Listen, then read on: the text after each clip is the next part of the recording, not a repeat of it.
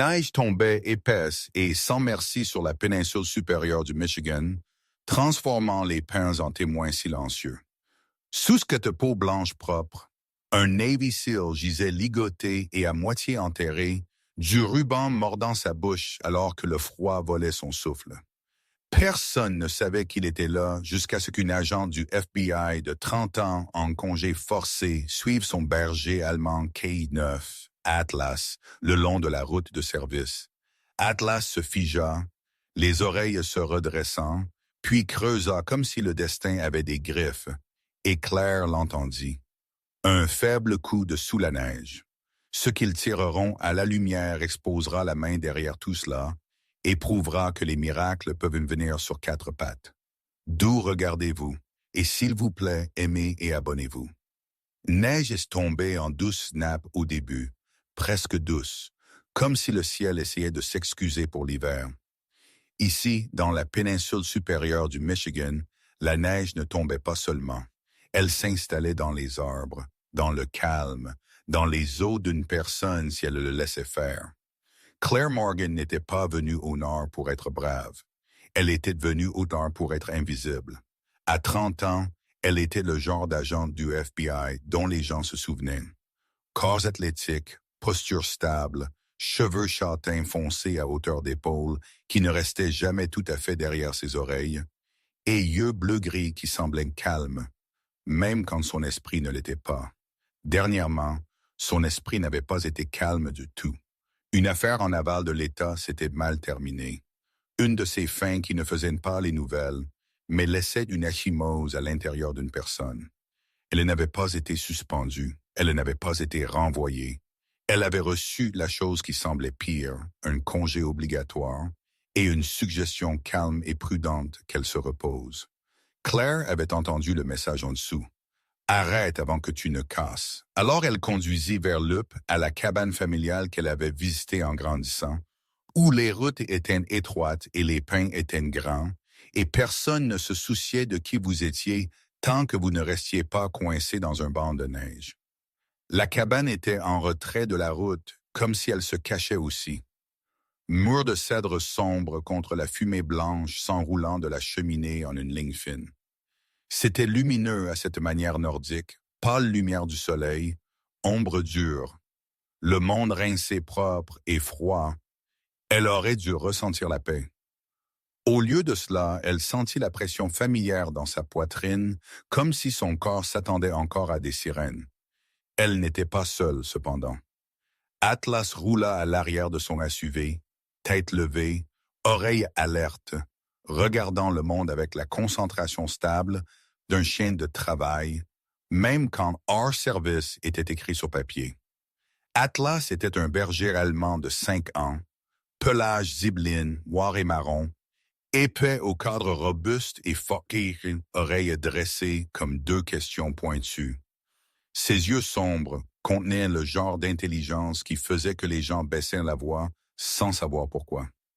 Il était FBI K9, assigné à Claire comme sa maître. Et il vivait avec elle comme de la famille. Pas un animal de compagnie, pas un outil, mais un partenaire qui avait partagé trop de longues nuits et trop de mauvaises scènes pour être traité avec désinvolture. La thérapeute de Claire l'appelait un stabilisateur. Claire l'appelait la seule chose qui respirait, qui ne lui demandait pas d'expliquer les parties qu'elle ne pouvait pas dire à voix haute.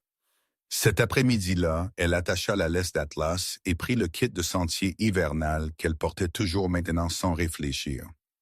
Une petite pelle pliante, une couverture thermique, une lampe frontale, un sifflet, un cordon de sauvetage et un messager satellite qu'elle avait acheté après une affaire où les tours cellulaires auraient aussi bien pu être des contes de fées.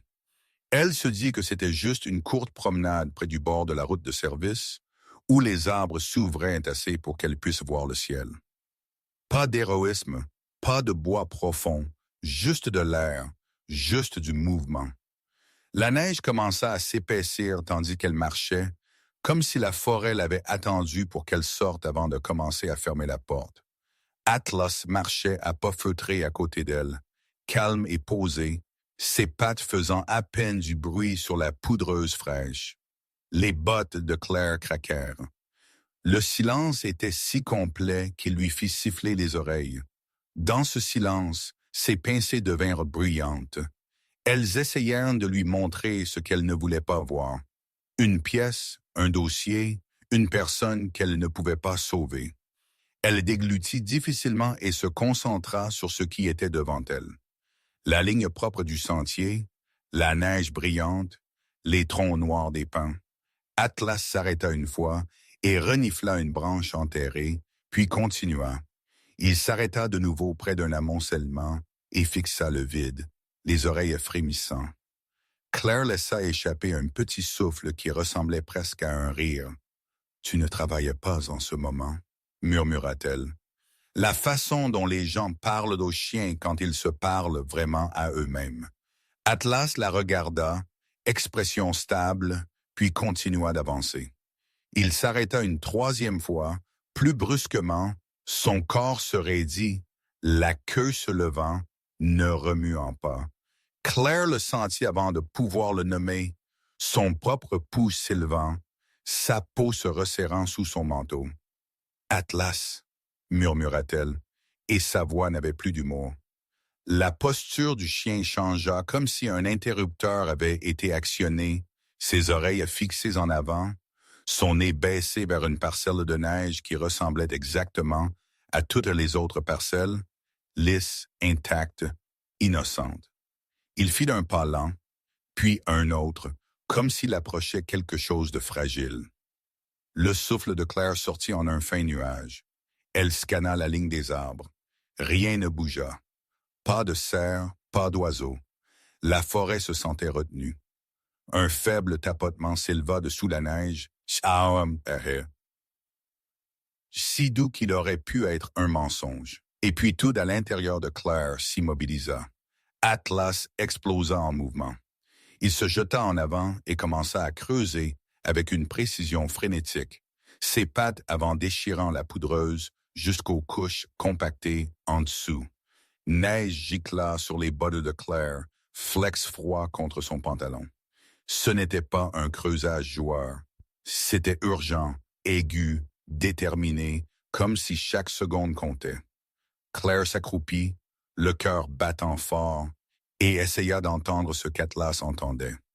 Le monde se réduisit au son des griffes raclant, au sifflement de la neige, à son propre souffle fort dans ses oreilles. « Qu'est-ce que c'est ?» dit-elle, mais sa voix tremblait, et la réponse ne vint pas en mots. Atlas gémit une fois fort, angoissé, puis creusa plus fort. Claire tomba à genoux et sortit sa pelle pliante du kit. Ses doigts se sentaient maladroits dans des gants, mais elle les força à travailler. Elle écarta la neige par courtes rafales. Sous la couche supérieure, la neige était plus sombre, plus compactée. Faux! Cette fausseté lui tordit l'estomac. Elle se pencha plus près, pressa son oreille près du sol, et là c'était de nouveau. Tap, tap, pas le vent, pas une branche, quelque chose de vivant. Oh mon Dieu! Claire respira, et la forêt ne répondit pas.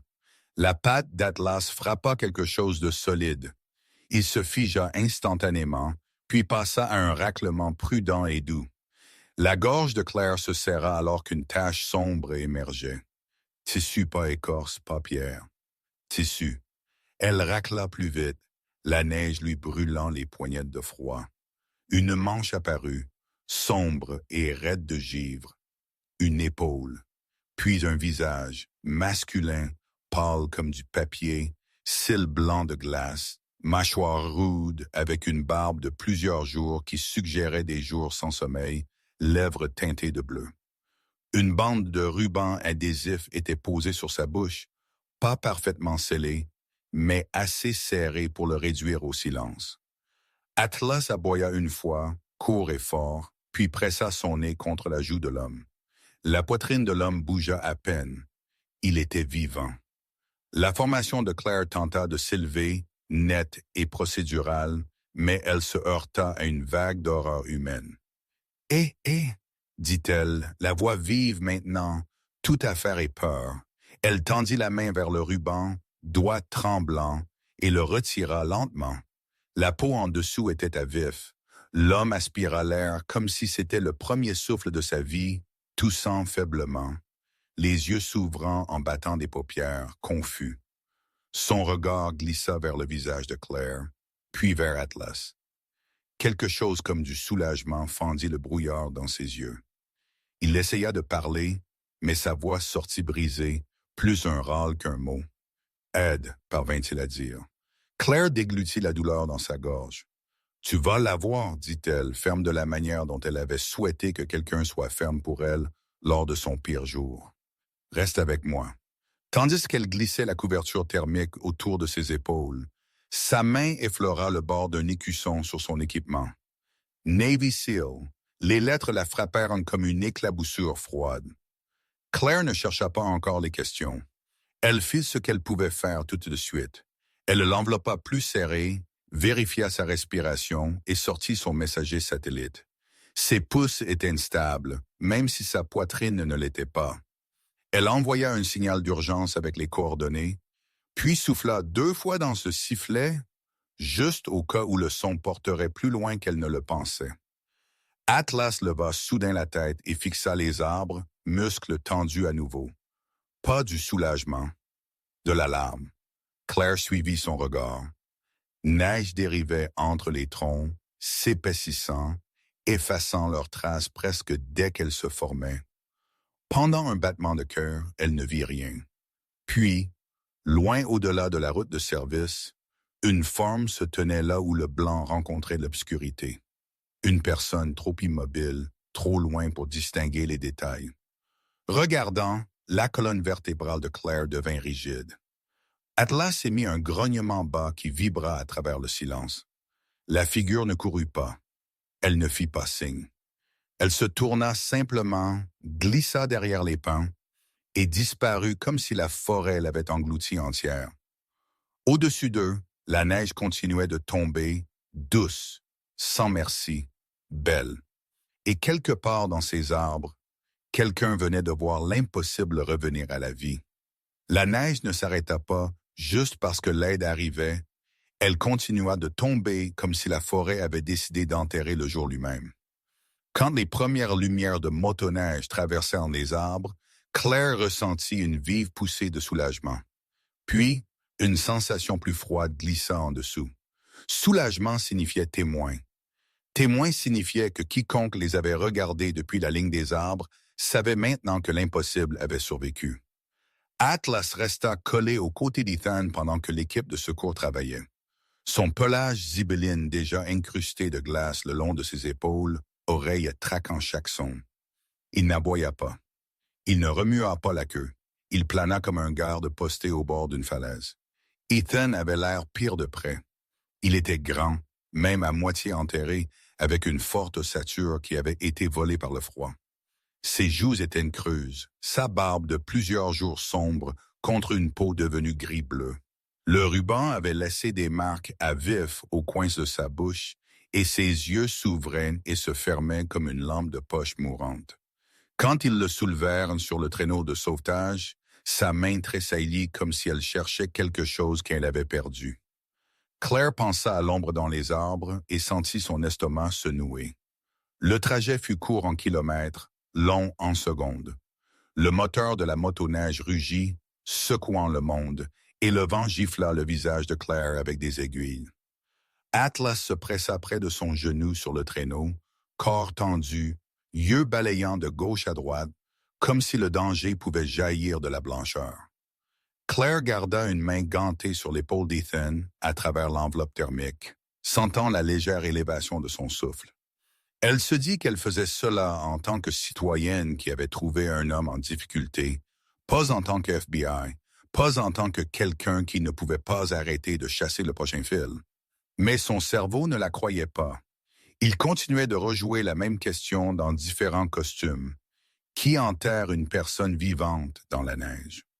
La salle d'urgence la plus proche était petite, le genre d'hôpital rural qui sentait l'antiseptique et le café brûlé avec des lumières fluorescentes trop vives pour des yeux fatigués. Les portes s'ouvraient et se fermaient avec un sifflement. Les infirmières bougeaient vite, leur visage exercé, leurs mains sûres. Une femme en blouse de la marine s'avança et prit le commandement avec une autorité tranquille. Son badge lisait Dr. Maya Kincaid. Elle était à la fin de la trentaine, de taille moyenne, peau sombre, chaude contre la lumière dure, cheveux tirés en un chignon serré qui disait qu'elle ne perdait pas de temps sur ce qui n'importait pas. Ses yeux étaient vifs, mais pas méchants. « Hypothermie », dit-elle immédiatement, voix hachée mais stable.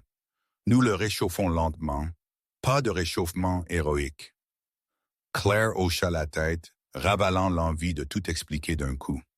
Elle regarda tandis qu'ils enlevaient les couches congelées, vérifiaient le pouls et les pupilles, commençaient les fluides chauds.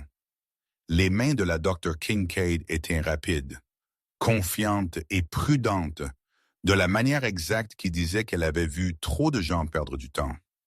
Quand Claire prononça les mots ligotés et scotchés, l'expression de la docteure ne changea pas, mais quelque chose derrière ses yeux se tendit. « Ce n'est pas une chute », dit-elle doucement, comme si elle ne voulait pas que les murs entendent. Atlas tenta de suivre le brancard dans la salle de traumatologie. Un garde de sécurité se posta devant lui, incertain. Les oreilles d'Atlas se dressèrent en avant, et ses lèvres se soulevèrent juste assez pour montrer qu'il pouvait devenir une arme si on le poussait. Claire rencontra les yeux du garde et adoucit sa voix. « C'est un K9 du FBI, dit-elle. Il est entraîné, il reste avec moi. » Atlas se pencha contre sa jambe, vibrant toujours de détermination, et le garde choisit sagement la distance plutôt que la fierté. Puis la loi locale arriva, et l'air dans le couloir changea. La shérif Maren Hull entra avec de la neige sur ses épaules et de l'autorité dans sa démarche. Elle était dans la quarantaine, grande et dégingandée, avec des joues rougies par le vent et une tresse blonde pâle glissée sous son chapeau. Ses yeux étaient d'un bleu hivernal qui pouvait sembler chaleureux à un enfant et impitoyable à un menteur. Elle ne se comportait pas comme quelqu'un qui avait besoin de prouver quoi que ce soit. Elle se comportait comme celle qui l'avait déjà survécu. « Je suis Hull », dit-elle, offrant à Claire un hochement de tête ferme au lieu d'une poignée de main, comme si les mains étaient pour les amis, pas pour les déclarations. « C'est vous qui l'avez trouvé. » Claire donna son nom, rien de plus, et Hull n'insista pas. Hull prit le récit de Claire en question simple et prudente. Où, quand, ce qu'elle entendit, ce qu'elle vit, quels outils elle utilisa. Claire mentionna la cavité peu profonde, les liens, le ruban adhésif, la silhouette dans les arbres. À cette dernière partie, la mâchoire de Hull se serra légèrement, un petit signe dans un visage autrement contrôlé. « Des détails ?» demanda Hull. « Trop loin ?» Claire admit. Juste encore en train de regarder. Hull regarda le long du couloir vers les portes de la salle de traumatologie. Si quelqu'un regardait, il savait qu'il était vivant, dit-elle. Et s'il le voulait mort, ils n'arrêtent pas de le vouloir parce qu'une ambulance est arrivée. Un claquement métallique soudain, comme un chariot claquant un encadrement de porte, retentit du couloir des fournitures, et Atlas tourna la tête si vite que le mouvement s'estompa, son grognement montant du fond de sa poitrine avant même que quiconque ne tourne la tête. La peau de Claire picota. Le couloir avait été bruyant avec le bruit de l'hôpital, mais ce son était différent. Faux. Hull suivit le regard d'Atlas, les yeux se plissant. « Qu'est-ce que c'est ?» demanda-t-elle, pas à Claire, presque au chien. Un homme sortit du couloir des fournitures, poussant un chariot à roulettes empilé de boîtes. Il portait un bonnet gris bon marché et un gilet réfléchissant comme une douzaine d'entrepreneurs en hiver. Il était jeune, milieu de la vingtaine peut-être, corpulence mince, barbe clairsemée, yeux qui ne rencontraient pas vraiment ceux de quiconque pendant plus d'un clignement. Il essaya de sourire, mais cela ne fonctionna pas. « Désolé », dit-il, voix légère, livraison tardive. Hull leva une main. « Non, compagnie. » L'homme énuméra un nom local et désigna le logo de son gilet. Hull ne bougea pas. La Dr. Kincaid était de nouveau entrée dans le couloir et ses yeux se fixèrent sur le chariot. Nous n'avons pas demandé de médicaments ce soir, dit-elle platement, et ces boîtes ne sont pas étiquetées. Le sourire de l'homme se fendit. Atlas fit un pas en avant, ne tirant pas, juste se plaçant comme un point d'interrogation vivant entre Claire et le chariot. Son nez s'évasa, un faible gémissement s'échappa. Avertissement urgent. Claire sentit une froide certitude s'installer. Il ne s'agissait pas de gaze. Il s'agissait d'accès. « Ouvrez les boîtes », ordonna Hull. L'homme hésita juste assez longtemps. L'adjointe de Hull, une femme trapue aux cheveux courts et aux yeux de silex, s'approcha rapidement et ouvrit brusquement la boîte du dessus. À l'intérieur se trouvaient des fournitures, oui, mais glissées en dessous, se trouvait une pochette scellée sans marque d'hôpital et une maillette en plastique dur destinée aux aiguilles. Les épaules de l'entrepreneur s'affaissèrent comme s'il avait attendu le moment où sa chance tournerait. Quand l'adjointe de Hull attrapa son bras, il tressaillit, essayant de se dégager, mais Hull le plaqua avec une force exercée. « Vous avez choisi la mauvaise nuit », dit Hull d'une voix basse et froide. La Dr. Kincaid fixa la boîte ouverte comme si elle l'avait insulté personnellement. « Il l'aurait tué », murmura-t-elle. « Pas comme une question. » Hull ne leva pas les yeux. « Ou l'a fait ressembler à mort sur la table », répondit-elle. La bouche de Claire se sentait sèche. Elle regarda Atlas, qui avait cessé de grogner mais ne s'était pas détendu. Les yeux du chien étaient fixés sur l'entrepreneur avec une sorte de dégoût qui semblait presque humain. Le téléphone de Claire vibra dans sa poche. Numéro inconnu. Elle répondit avant de pouvoir s'arrêter parce que l'attente semblait une faiblesse, et elle avait déjà vécu ce que l'hésitation coûtait. Une voix, basse et calme, parla comme si elle avait tout le temps du monde. « Tu as trop vu », dit-elle. Puis la ligne mourut. Pendant une seconde, tout ce que Claire pouvait entendre était son propre battement de cœur, fort et stupide dans ses oreilles. L'adjointe de Hull revint du poste des infirmières, tenant une impression, le visage tendu. « Shérif, dit-elle, caméra de la route de service près de la forêt. Disparu. Pas de dommages de tempête. Effacé. Le système montre une suppression manuelle. » Hull fixa le papier comme si c'était un certificat de décès. Puis elle leva les yeux vers Claire, et il n'y avait plus de douceur dans ses yeux bleus d'hiver. « Ce n'était pas un accident de blizzard, » dit-elle. « C'était un enterrement. » Le matin dans un petit hôpital du Nord ne se sentait pas comme le matin ailleurs. La lumière entrait pâle et prudente, comme si même le soleil avait peur de faire du bruit. Claire s'assit sur une chaise en plastique trop dure et trop brillante, regardant les portes de la salle de traumatologie comme si elle pouvait soudainement avouer. Atlas était couché à ses pieds, toujours en mode d'alerte maximale, tête sur ses pattes, mais les yeux ouverts, suivant chaque pas dans le couloir. Son plage zibeline semblait plus sombre sous les lumières fluorescentes, et le bout de ses oreilles tressaillait à chaque nouveau son, comme s'il accordait le bâtiment lui-même. Ethan était vivant, mais vivant de cette manière fragile, emprunté. La Dr. Maya Kincaid, main stable, chignon serré, yeux assez vifs pour transpercer les excuses, l'avait déplacé de l'urgence du traumatisme vers une chambre surveillée et avait averti tout le monde de l'étape intermédiaire dangereuse de l'hypothermie.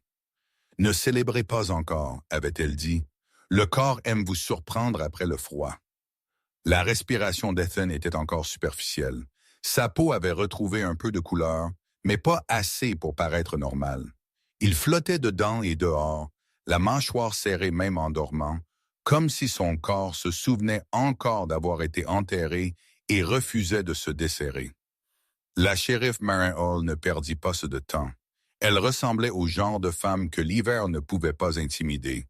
Grande, dégingandée, tresse blonde pâle, joues brûlées par le vent, et des yeux de la couleur de la glace de lac. Elle avait déjà ordonné à son adjoint de consigner chaque visiteur, chaque entrée de personnel, chaque horaire de livraison. Si quelqu'un essayait d'entrer ici portant un gilet et un sourire, elle dit qu'ils peuvent réessayer portant autre chose.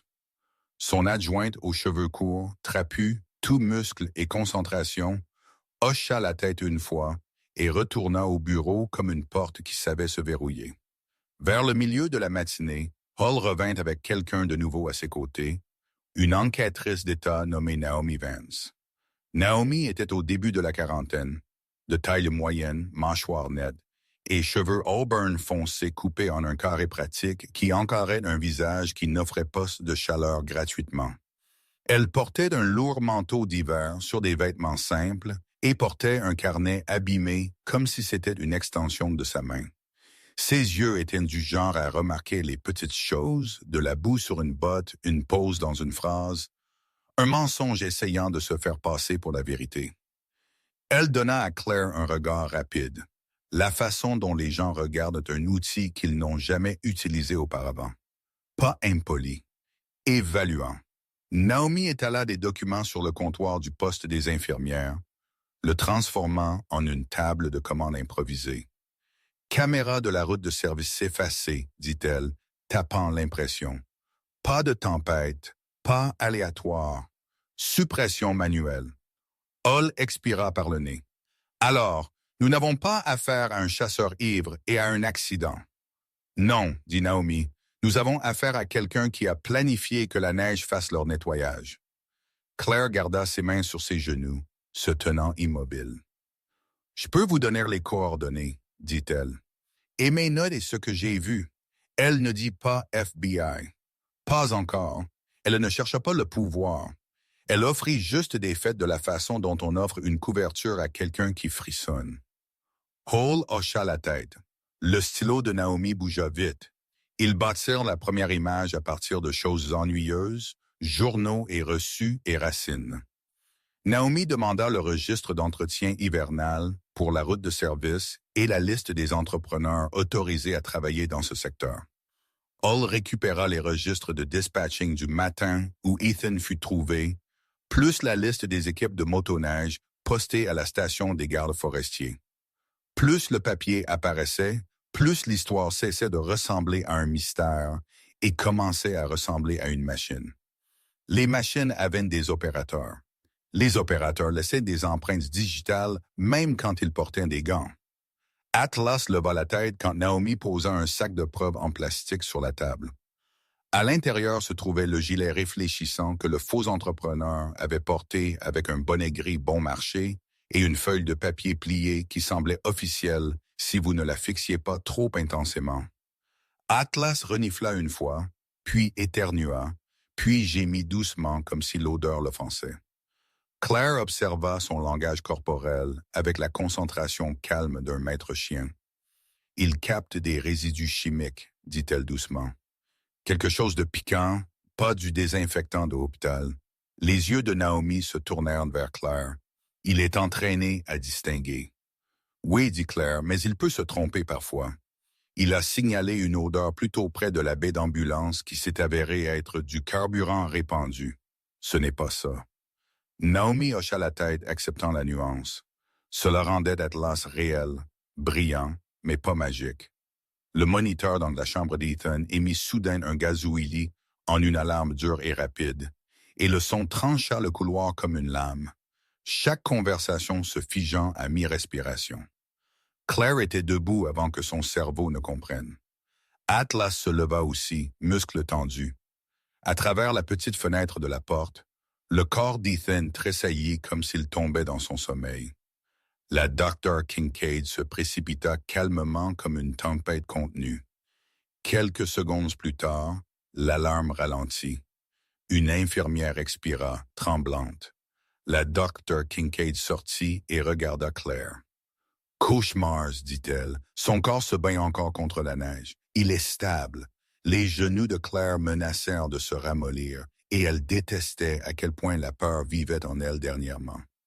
Hall la regarda attentivement, puis dit plus doucement qu'avant. « C'est ce qu'il voulait, le laisser en vie assez longtemps pour être retrouvé mort plus tard. » Quand Ethan se réveilla enfin pour de vrai, ce ne fut que pour quelques minutes.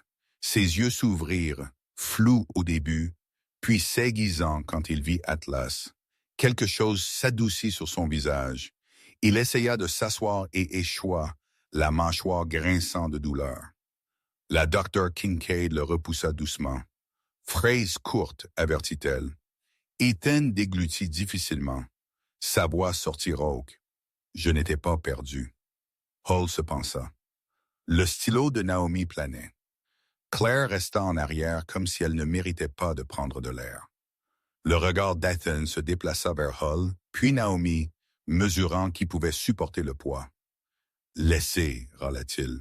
Sensible, pas public. » L'expression de Naomi ne s'adoucit pas, mais son ton, oui. Nous pouvons travailler avec ça. Nous avons juste besoin d'une direction. Ethan lécha, lèvres gercées. Je me suis séparé. Ne pouvais pas faire confiance aux communications. Quelqu'un était à l'intérieur. Le mot « dedans » tomba comme une pierre. J'avais des preuves, murmura-t-il. Chiffrées, clés partagées. Hull fronça les sourcils. Où est-ce l'appareil? Les yeux d'Ethan se fermèrent, puis s'ouvrirent de nouveau. Pas sur moi. Si je l'avais porté, il l'aurait eu. J'allais le remettre. Il toussa. Le son faisait mal à entendre. Ils m'ont attrapé, m'ont enterré pour que la neige efface le reste. Le carnet de Naomi se remplit de flèches et de noms et de boîtes. Alors, nous suivons les couches extérieures, dit-elle. Transport, accès, entrepreneur, chaîne d'approvisionnement hivernale. Hull hocha la tête. Nous commençons par qui avait une raison légale d'être sur cette route. Naomi glissa une feuille vers Hull, une liste d'autorisation avec un nom d'entreprise encerclé. Pas une personne, une coquille, un logo, propre et simple, comme s'il avait été conçu pour paraître inoffensif. Claire le fixa et sentit quelque chose dans sa poitrine se resserrer. Pas encore de reconnaissance, mais la forme d'un motif. Elle pouvait presque entendre sa vieille affaire murmurer, celle qui avait brisé sa confiance. Papier, argent, gens prétendant être normaux. Le téléphone de Hull vibra. Elle s'écarta pour répondre. Quand elle revint, son visage semblait sculpté dans la glace. Le bureau local du FBI a appelé Tistel. Ils ont reçu notre rapport par les canaux officiels. Ses yeux rencontrèrent ceux de Claire. Ils vous veulent sur la ligne de coordination, pas comme une héroïne, comme soutien. La gorge de Claire s'assécha. Le soutien était toujours une porte vers le danger. Hull posa son téléphone et tapota de nouveau le logo encerclé. « Nous n'avons pas encore le chef, dit-elle. Mais nous avons leur masque. » Claire regarda Atlas. Il regardait vers l'entrée de l'hôpital, oreille en avant, comme s'il pouvait entendre des problèmes arriver de loin. Claire comprit ce sentiment. Elle regarda le logo et réalisa que la vérité n'était plus enterrée. Elle respirait et elle était sur le point de se réveiller en colère. Claire ne dormit pas beaucoup après l'appel du bureau local, non pas parce qu'elle était excitée, mais parce que son corps ne faisait plus confiance au calme. L'instruction officielle était venue propre et formelle comme un tampon sur papier, pouvait calmer ce que la neige avait fait au cœur humain. Elle était maintenant soutien sur une ligne de coordination conjointe. Portée limitée, étape documentée, pas de mouvement de cow-boy. Cela aurait dû sembler plus sûr. Au lieu de cela ressemblait à une porte s'ouvrant derrière elle, laissant les vieilles ombres de l'affaire dériver de nouveau. La shérif Maren Hull dirigeait son comté comme quelqu'un qui savait que l'hiver pouvait vous tuer pour être négligent. Elle gardait sa tresse glissée sous un bonnet tricoté, joues à vif du vent, yeux stables comme de la glace. Naomi Vance, l'enquêtrice d'État, était déjà en train de construire un mur de chronologie sur un tableau blanc dans la salle de conférence exiguë de l'hôpital. Elle écrivait avec des traits rapides et nets, son carré auburn balançant légèrement quand elle se penchait, sa bouche figée comme une femme qui avait appris il y a longtemps que les criminels comptaient sur la fatigue. Entre eux se trouvait le logo de la Shell Company, encerclé en rouge, l'air assez inoffensif pour être un café, jusqu'à ce que vous vous souveniez qu'un homme avait été enterré sous la neige à cause de cela. Un nouveau visage arriva avant midi, présenté par Hull, avec le genre de respect qu'elle ne distribuait pas librement. « C'est l'agente Lena Park, dit-elle. Lena était FBI, bureau local, milieu de la trentaine, peut-être mais droite avec des cheveux noirs lisses coupés à la mâchoire, et une expression calme qui la faisait paraître presque douce jusqu'à ce que vous regardiez de plus près ses yeux. Ses yeux contenaient la vivacité de quelqu'un qui avait passé des années à écouter des mensonges et à apprendre leur rythme. Elle portait un manteau d'hiver sombre et des gants simples. Rien de tape à l'œil, mais sa présence portait ce poids fédéral. Le sentiment que la paperasse pouvait devenir des menottes si vous l'empiliez correctement. « Claire, dit Lena, hochant la tête une fois. Pas de discours, pas de drame, juste une reconnaissance silencieuse que Claire était ramenée dans le monde dont elle avait essayé de s'éloigner. Atlas regarda Lena attentivement, oreille en avant, puis regarda Claire comme pour demander « Est-elle à nous? » Claire posa 2 doigts sur son collier. « Elle est avec nous, » murmura-t-elle, bien qu'elle ne fût pas sûre que quelqu'un fût pleinement avec quelqu'un dans une affaire comme celle-ci. Le plan n'était pas de charger dans les bois. Le plan était de tirer les fils. Naomi traça les routes, les livraisons d'hiver, les livraisons de carburant, les calendriers d'entretien, les points d'accès. Hull cartographia les routes que ses adjoints pouvaient réellement atteindre dans la neige profonde. Lena coordonna les assignations et les demandes de données téléphoniques avec l'efficacité tranquille de quelqu'un qui savait que l'arrestation la plus propre commence par des paperasses ennuyeuses. Claire fournit ce qu'elle put. Ses coordonnées du messager satellite, sa chronologie, la description du guetteur dans les arbres et les petits indices comportementaux qui ne collaient pas. Comment le sourire du faux entrepreneur ne fonctionnait pas. Comment ses yeux s'étaient dirigés vers la porte d'Ethan comme si la mission était l'homme, pas l'hôpital. Ethan resta dans une chambre surveillée, encore trop faible pour se tenir debout, encore trop têtu pour se reposer pleinement.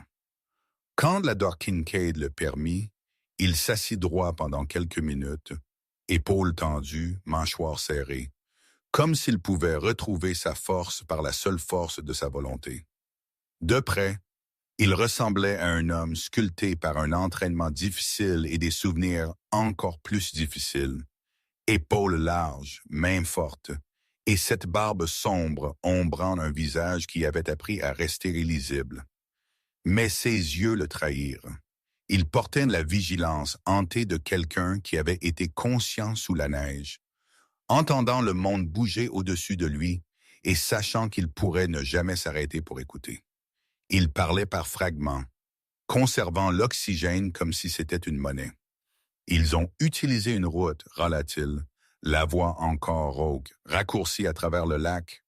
Hull fronça les sourcils. Le lac gelé. Ethan hocha la tête une fois, puis grimaça comme si même hocher la tête lui coûtait. Il voulait que ça ait l'air naturel. Si je disparaissais là-bas, la neige couvre tout. Le stylo de Naomi bougea. Le regard de Lena s'aiguisa. Claire sentit une ligne froide courir le long de sa colonne vertébrale. Un lac était un endroit parfait pour effacer les gens. Ce n'était pas juste de l'eau, c'était une bouche. En fin d'après-midi, le travail de Naomi toucha une corde sensible. La Shell Company y avait été autorisée sur une liste d'entretien de comté par le biais d'un sous-traitant. Assez légal pour passer au premier coup d'œil, assez sale pour cacher ce qu'il déplaçait vraiment. Le nom sur la paperasse n'était pas le baron, c'était un masque. Mais les masques avaient encore des coutures. Naomi en trouva une. Un bail d'entrepôt lié à un groupe de holding extérieur à la ville et un ensemble de factures de carburant hivernal qui ne correspondaient pas au kilométrage. Quelqu'un déplace du poids, dit-elle, tapant les chiffres. Pas des chasse-neige. L'adjointe de Hull apporta une nouvelle pièce, un extrait récupéré d'un serveur de sauvegarde, un angle de caméra que l'effacement n'avait pas capté. Nuit granuleuse. Un véhicule près de la route de service. Plaque obscurcie. Mais sur la porte, le même logo propre. C'était suffisant pour un pas contrôlé. Pas un raid. Un coup d'œil, une vérification en passant pour correspondre à l'emplacement de l'entrepôt identifié par Naomi. Avec les unités de Hull prêtes, Lena sur le canal de coordination et Claire là comme soutien, yeux et notes, pas commande. Ethan insista pour venir, ce qui était ridicule, et tout le monde le lui dit. Mais il argua avec un demi-sourire fatigué qui portait en quelque sorte de l'acier. « S'ils utilisent le lac, je peux vous dire où, dit-il. Je n'ai pas à courir, j'ai juste à pointer. » La Dr. Kincaid détestait ça, mais elle détestait plus perdre des gens. Elle donna son accord pour un court transport avec des limites strictes et un médecin dans le véhicule. Le trajet semblait traverser une peinture qui avait des dents. Neige scintillait sous la lumière déclinante. Penn se tenait comme des témoins silencieux. Le lac s'étendait devant, large et pâle, reflétant le ciel avec cette luminosité sacrée qui fait oublier aux gens qu'il peut tuer. Le souffle de Claire embua le pare-brise. Atlas était assis rigide à l'arrière, regardant la ligne des arbres comme un soldat regarde une crête. Ils atteignirent le point d'accès décrit par Ethan, une bifurcation étroite, des traces de pneus à moitié remplies par la neige fraîche. Le monde était assez silencieux pour que le battement de cœur de Claire semble fort. Les véhicules de Hull restèrent en arrière. Lena parla doucement dans sa radio, calme comme une prière. Naomi sortit pour photographier des traces. Claire suivit, bottes craquant, mains instinctivement près du harnais d'Atlas. La glace fit un bruit comme un coup de feu, aigu, craquant, immédiat, et la surface sous le pied de Claire frissonna. Une toile d'araignée de fracture clignotant blanc sous la neige. Atlas bondit sans hésitation, les dents attrapant la sangle du manteau de Claire, la tirant en arrière avec une force qui lui coupa le souffle. Claire trébucha lourdement sur un sol solide, alors que la glace au bord émit un gémissement bas et affamé. L'eau s'infiltra à travers les fissures, sombre comme de l'encre renversée. Pendant une seconde gelée, Claire fixa l'endroit où son pied avait été et comprit à quel point elle avait failli disparaître sans un cri. Ethan, debout avec de l'aide près du véhicule, le vit aussi. Son visage se crispa. « C'est le piège, » murmura-t-il. « Ils m'ont mené juste ici, nuit, neige, bord mince. Un pas et je suis parti. » Les yeux de Hull flambèrent d'une colère si vive qu'elle ressemblait à de la chaleur. « Ils n'avaient pas besoin d'une arme, » dit-elle. « Ils avaient juste besoin de l'hiver. Ils se retirèrent immédiatement. Pas d'héroïsme, pas de pas supplémentaire. » La voix de Lena traversa la radio, mesurée et dure. « Nous avons une cause probable pour le lien de l'entrepôt, » dit-elle. « Nous documentons. Nous construisons. Nous ne nous précipitons pas. » Naomi hocha la tête, pensant déjà 3 coups à l'avance. L'adjointe de Hull marqua les traces de pneus. Atlas fit un pas, puis s'arrêta, les oreilles fixées sur la ligne des arbres lointaines, comme s'il pouvait sentir des yeux là de nouveau. De retour au centre de commande, l'affaire s'accéléra comme le font les tempêtes. Calme, puis soudain partout, Lena obtint une autorisation d'urgence pour les saisies financières. Naomi fit passer des mandats pour le bail de l'entrepôt et les dossiers des sous-traitants. Hull sécurisa l'accès au lac comme une scène de crime. Et au milieu de cela, Ethan produisit la seule chose que tout le monde attendait. Un indice de localisation où l'appareil chiffré avait été caché, séparé de lui, protégé par la distance et la paranoïa. Clé partagée, leur rappela-t-il, voix rauque mais stable. Ils ne peuvent pas l'ouvrir sans le reste. Cette nuit-là, alors que la paperasse se transformait en action, un message arriva par un intermédiaire. Pas de numéro de retour, pas de signature, juste une ligne simple livrée comme un couteau posé sur une table. L'hiver est long. Lena le lut une fois et ne cligna pas des yeux. La mâchoire de Hull se serra. Le stylo de Naomi s'arrêta pour la première fois de la journée. Claire regarda Atlas, qui regardait la porte comme s'il s'attendait à ce que le froid lui-même entre. Quelque part là-bas, l'homme derrière le masque avait finalement remarqué son nom. Et il leur rappelait à tous la même vérité. La saison n'était pas finie. 3 ans ne passèrent pas comme une page tournant. Ils passèrent comme la fonte des neiges, lente, têtue et désordonnée, révélant ce que l'hiver avait essayé de cacher. Après le piège du lac et le message, L'hiver est long. L'affaire ne se termina pas. Elle s'élargit. C'est devenu de la paperasse empilée sur de la paperasse. Les entretiens s'accumulèrent sur les entretiens et les nuits tardives où la lueur d'un moniteur semblait le seul lever de soleil que quiconque obtenait. L'agente Lena Park resta stable au centre de la ligne de coordination. Petite silhouette, yeux vifs, voix calme, même quand la pièce autour d'elle s'effilochait. La shérif Maren Hall fit ce qu'elle faisait toujours. Elle tenait son comté comme si c'était important, parce que ça l'était. Naomi Vance construisit des chronologies comme un charpentier construit des escaliers pas à pas, afin que personne ne puisse prétendre qu'ils sont tombés par accident. Et Claire. Claire fit le travail le plus difficile de tous. Elle apprit à exister à l'intérieur d'une affaire sans la laisser l'engloutir de nouveau entièrement. Victor Hale ne montra jamais son visage au début. Il n'avait pas besoin. Il était le genre d'homme qui vivait derrière des signatures et des honoraires de consultant. Le genre d'homme dont les mains restaient propres parce que d'autres personnes faisaient le levage. Mais il avait fait une erreur. Il avait sous-estimé la force la plus simple du monde. Preuve. La preuve d'Ethan. L'appareil chiffré qu'il avait protégé en divisant la clé, en refusant de faire confiance à des canaux qui pouvaient être compromis.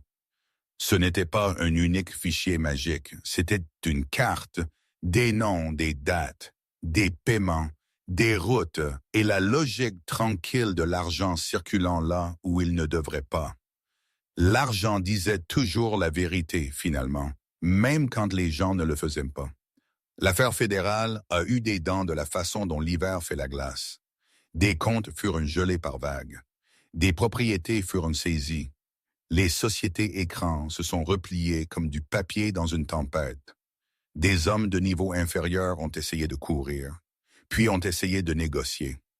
Certains ont témoigné parce qu'ils avaient peur. Certains parce qu'ils étaient fatigués. Certains parce qu'au fond d'eux, ils ne voulaient pas mourir pour le confort de Victor Hale. Rico n'était pas un coup de pied dramatique dans une porte. C'était une pression, lente et constante, jusqu'à ce que même des murs solides se fissurent. Claire changea aussi. Elle fut transférée d'unité non pas pour s'échapper, mais pour survivre. Elle avait besoin d'un endroit où son esprit pourrait guérir sans qu'on lui demande de sprinter tous les jours. Sa thérapeute, une femme âgée aux cheveux argentés et aux yeux chaleureux, nommée Dr. Elin Shaw, lui dit quelque chose qui irrita Claire au début. Ton courage ne se mesure pas à la quantité de douleur que tu peux porter. Il se mesure à ce que tu refuses de porter seul. La Dr. Shaw parlait doucement comme une prière, mais elle ne laissa pas Claire esquiver. Les sessions n'étaient pas cinématographiques. Elles étaient simples. Elles étaient dures. Elles étaient saintes de la manière la plus tranquille. Ethan se remit par étapes. La thérapie physique reconstruisit les muscles et l'équilibre, mais elle ne reconstruisit pas la confiance. Cela prit plus longtemps. Certaines nuits, il se réveillait encore avec la sensation fantôme de poids sur sa poitrine, comme si la neige l'avait retrouvé. Il quitta la marine avec les honneurs et un corps qui semblait fort mais portait des coups invisibles. Quand il se rasait, la cicatrice au coin de sa bouche, là où le ruban avait mordu la peau, restait une ligne mince et pâle, un rappel que le silence lui avait été imposé, et il y avait survécu quand même. Il ne devint pas un homme qui parlait trop après cela.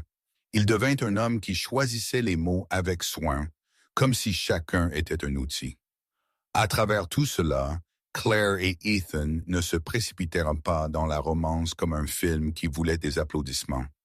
Ils bougèrent comme le font les vraies personnes après un traumatisme. Deux âmes prudentes apprenant où étaient les bords. Ils prirent du café dans les cafétérias d'hôpital. Ils s'assirent dans des voitures garées, tandis que le chauffage ronronnait et aucun d'eux ne parla. Ils rirent de choses stupides. Une alerte météo trop dramatique. Un distributeur automatique qui vola le dollar d'Ethan. L'adjointe de Hall roulant les yeux si fort que cela ressemblait à un entraînement. L'humour n'effaçait pas le chagrin. Il lui donna juste une chaise pour se reposer un instant. Atlas changea le plus visiblement. À 5 ans, il avait été une lame, rapide, puissant, infatigable. À 8 ans, son museau commença à grisonner sur les bords, comme si le temps le saupoudrait de cendres. Ses articulations lui faisaient mal dans le froid intense. Certains matins, il se levait plus lentement, s'étirant plus longtemps, clignant des yeux comme si le jour en demandait trop. Claire lui acheta un tapis chauffant et un épais manteau d'hiver, et elle fit semblant de ne pas remarquer à quel point cela faisait mal d'avoir besoin de ces choses. Mais Atlas avait toujours son don. Ses instincts restèrent vifs, pas frénétiques, vifs comme une aiguille de boussole qui ne ment jamais. Même quand son corps ralentissait, son attention ne le faisait pas. Il regardait les portes. Il écoutait le ton. Il pouvait sentir la différence entre un étranger inoffensif et un homme qui voulait blesser. Un soir, dans le calme de la cuisine de Claire, Atlas leva soudain la tête et fixa la fenêtre de devant parfaitement immobile, tandis que le phare d'une seule voiture balayait la neige à l'extérieur comme une lente lame chercheuse. Et puis la lumière s'éteignit. Claire se figea avec un torchon dans les mains, le cœur se serrant. Ethan, assis à table, s'arrêta à mi-gorgée de café. Pendant 3 secondes, personne ne bougea. Puis le téléphone vibra. Pas un numéro inconnu cette fois, Hull. Claire répondit, voix stable par pure volonté. Ils viennent de repérer un véhicule suiveur près de votre route, dit Hull. Nous sommes dessus, restez à l'intérieur. La mâchoire d'Ethan se tendit. Atlas laissa échapper un grognement d'avertissement bas et se plaça entre Claire et la fenêtre comme un bouclier vivant. Il s'est avéré que c'était l'un des derniers loyalistes de Victor Hale, désespéré et stupide, essayant d'intimider un témoin qui n'avait pas craqué. L'adjointe de Hull fit de l'arrêt 2 miles plus loin sur la route. Pas de coup de feu, pas de scène de poursuite, juste un homme arrêté sous un réverbère, sa bravade diminuant quand il réalisa que le monde s'était retourné contre lui. C'était un petit moment au milieu d'une affaire gigantesque, mais cela comptait. Cela prouva que le danger était réel et aussi que Claire n'était plus seule. Dès la 3e année, la salle d'audience devint le champ de bataille. Victor Hale apparut enfin en personne, plus âgé que ses photos, costume cher parfaitement ajusté, cheveux argentés aux tempes, visage lisse de la façon dont le pouvoir peut rendre un visage lisse. Il n'était pas beau, il était poli. Ses yeux étaient pâles et vides, comme s'il avait passé une vie à regarder au-delà des gens plutôt qu'à eux. Quand il entra dans la salle d'audience, l'air changea, non pas parce qu'il était impressionnant, mais parce que tout le monde ressentait le poids de ce qu'il avait fait sans jamais se salir les mains. La preuve ne se souciait pas de son polish. Des pistes financières, des baux d'entrepôt, des témoignages d'opérateurs retournés et la carte chiffrée d'Ethan s'ouvrirent seulement lorsque la clé partagée fut finalement complètement cliquée en place comme le dernier verrou sur une porte. Victor Hale fut condamné. Non pas parce que quelqu'un a eu de la chance, mais parce que les gens ont refusé d'arrêter. Après, la vie ne devint pas parfaite. Elle devint possible. Ethan et Claire continuaient de choisir des jours ordinaires, des listes de courses, des rendez-vous de thérapie, des promenades tranquilles. Un après-midi de printemps, la neige enfin disparut, le monde doux et vert. Ethan emmena Claire sur le porche de la cabane où cette histoire avait commencé. Il ne s'agenouilla pas dramatiquement. Il ne fit pas de discours destiné aux caméras. Il tendit juste une bague simple, ses mains stables, ses yeux honnêtes. « Je ne veux pas d'une vie construite sur la peur, dit-il. Je veux une vie construite sur la façon dont tu t'es présenté quand même. » La gorge de Claire se serra. Elle rit une fois, tremblante et réelle. « C'est la demande en mariage la moins romantique que j'ai jamais entendue, » murmura-t-elle, et la bouche d'Ethan tressaillit en ce sourire rare qui signifiait la sécurité. « Bien, dit-il, parce que nous ne sommes pas un film. » Atlas vint plus lentement maintenant et reposa sa lourde tête sur la main de Claire, comme s'il signait une promesse avec le poids de sa confiance. Claire le regarda et des larmes vinrent. chaude, silencieuse, reconnaissante. Là, n'avait pas été silencieux, mais ici, enfin, quelque chose en elle l'était. La ville qu'ils choisirent pour le mariage était un comté plus loin, assez loin de la forêt, pour laisser l'air se sentir nouveau.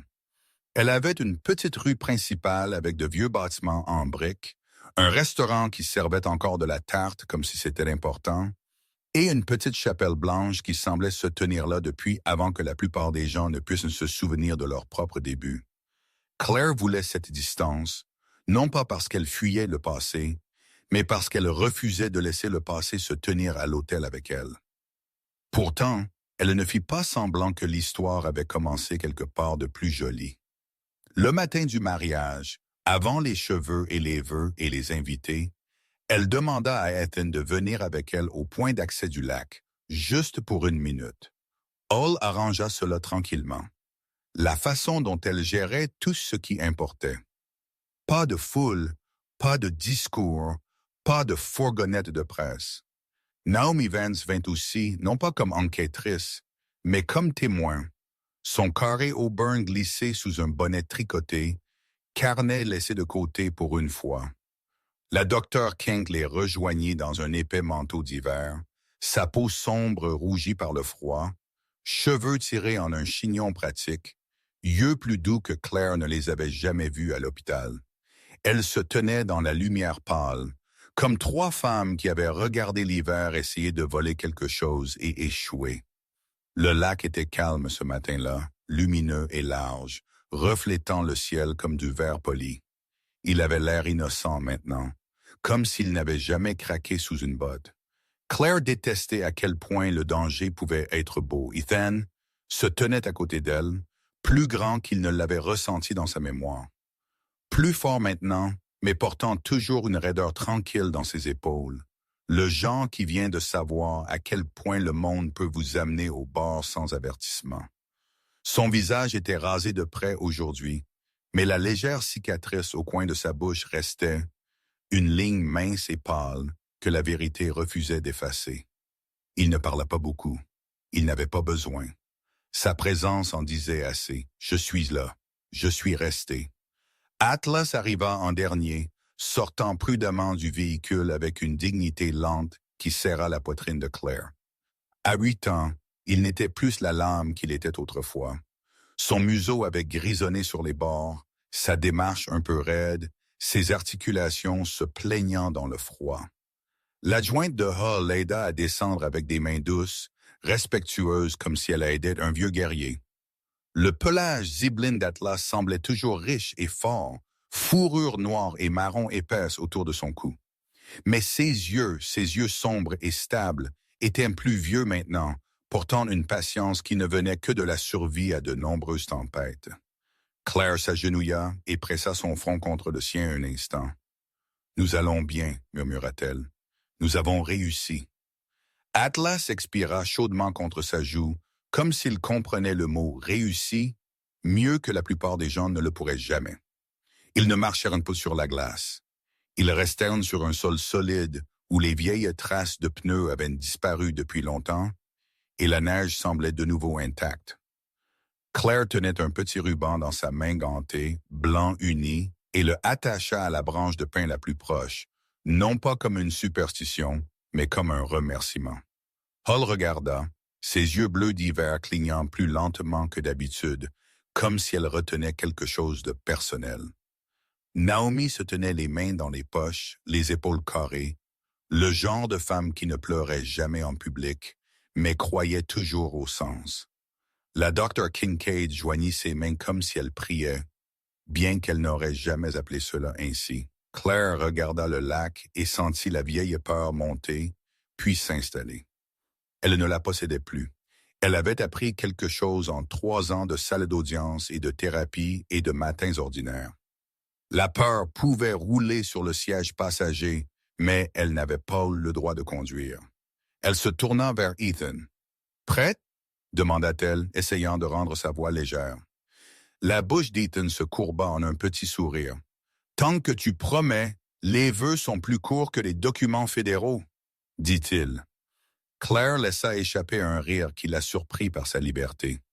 Même l'adjointe de Hull renifla doucement comme si la blague avait fissuré une fenêtre dans son armure. De retour en ville, la chapelle se remplit lentement de gens qui avaient gagné leur place. Hull arriva dans un simple manteau de cérémonie, posture toujours officielle, même sans insigne affiché. Naomi portait un pantalon foncé et un chemisier soigné, cheveux lisses, visage illisible, sauf pour la petite chaleur dans ses yeux quand elle regardait Claire. La Dr. Kincaid arriva dans une douce robe pull et des bottes pratiques. Son expression calme, comme une femme qui avait vu des miracles et refusait de les dévaloriser avec des drames. Une nouvelle personne apparut à l'entrée, la sœur aînée d'Ethan, Grace Cole. Elle était au début de la quarantaine, grande et élégante, avec des cheveux châtain clair balayés en une torsade lâche, peau claire et tachetée de rousseur d'une manière qui suggérait des étés passés à l'extérieur. Ses yeux étaient jaillis mais fatigués, les yeux de quelqu'un qui avait passé des années à attendre de mauvaises nouvelles et à apprendre à sourire quand même. Elle étreignit Ethan avec précaution, comme si elle avait encore peur qu'il ne se brise, puis se tourna et prit les mains de Claire. « Merci de nous l'avoir ramené, » murmura-t-elle, la voix tremblante. Claire déglutit difficilement. « Il s'est ramené lui-même, » dit Claire. Atlas a juste refusé de laisser le monde oublier, alors que les portes de la chapelle s'ouvraient et que la lumière du soleil se répandait dans l'allée. Atlas laissa échapper un petit aboiement, doux mais parfaitement synchronisé, et toutes les têtes se tournèrent d'un coup, le son planant dans l'air comme une bénédiction avant que la pièce n'expire de nouveau. Atlas ne fut pas prié de marcher loin. Il fut guidé vers un endroit confortable près de l'avant, avec un tapis rembourré, une petite gamelle d'eau et une couverture pliée comme une promesse. Il s'installa avec un soupir lent, les yeux suivant Claire comme il l'avait toujours fait. Claire descendit l'allée d'un pas assuré, sentant le poids étrange de la joie. Comme c'était lourd quand vous aviez cru autrefois que vous ne le méritiez pas. Ethan se tenait en attente, mains jointes, épaules détendues pour la première fois depuis longtemps. Les vœux furent simples parce que leur vie leur avait appris que les choses simples durent. Claire parla de se choisir l'un l'autre dans les jours ordinaires, pas seulement les dramatiques. Ethan parla de confiance, comment ce n'était pas un sentiment. C'était une décision prise encore et encore. Quand il glissa la bague à son doigt, Claire sentit sa main trembler, et elle ne le combattit pas. Elle laissa le moment être humain. Atlas leva la tête, cligna lentement des yeux, puis, comme s'il scellait la cérémonie dans sa propre langue, il avança d'un pas et appuya son poids contre la jambe de Claire. Chaud, solide, réel. Claire le regarda, ses yeux brûlants. Elle se pencha légèrement, juste assez pour que son murmure atterrisse là où il devait. « La neige n'a pas pu t'enterrer, » murmura-t-elle, voix douce comme une prière. « Et elle n'a pas pu nous enterrer. » Ethan l'entendit quand même. Il serra sa main et pendant un battement de cœur, le monde sembla lumineux et sûr. Non pas parce que le danger n'existait pas, mais parce que l'amour était devenu plus fort que la saison qui avait essayé de les achever. Parfois, les gens pensent que les miracles doivent être bruyants. Ils imaginent le tonnerre, des lumières brillantes, ou un moment où le monde entier s'arrête et applaudit. Mais beaucoup de miracles viennent tranquillement. La façon dont la neige tombe, un petit moment à la fois jusqu'à ce que tout change, un petit extra de courage, une décision de revenir en arrière et de vérifier, un animal fidèle qui refuse de partir, un étranger qui choisit la compassion au lieu de la peur. Ce sont les sortes de choses ordinaires que Dieu peut utiliser pour sauver une vie, guérir un cœur et ramener deux histoires brisées à la lumière. Si vous regardez ceci et que vous avez eu des jours où vous vous êtes senti enterré par le chagrin, par le stress, par la solitude, par le poids de ce que vous ne pouvez pas réparer, s'il vous plaît, écoutez ceci. La neige n'a pas le dernier mot. Dieu écrit encore des fins. Et parfois, il envoie de l'aide par les messagers les plus inattendus. Prenez un moment et dites-moi d'où vous regardez et pourquoi vous priez en ce moment. Si cette histoire vous a donné de l'espoir, S'il vous plaît, partagez-la avec quelqu'un qui a besoin d'un peu de lumière aujourd'hui. Aimez la vidéo, abonnez-vous à la chaîne et restez avec nous pour plus d'histoires qui nous rappellent comment l'amour, la loyauté et la foi peuvent survivre à n'importe quel hiver. Que Dieu vous bénisse, vous et votre famille, vous garde en sécurité, réchauffe votre cœur et vous guide à travers quelle que soit la saison dans laquelle vous êtes. Amen.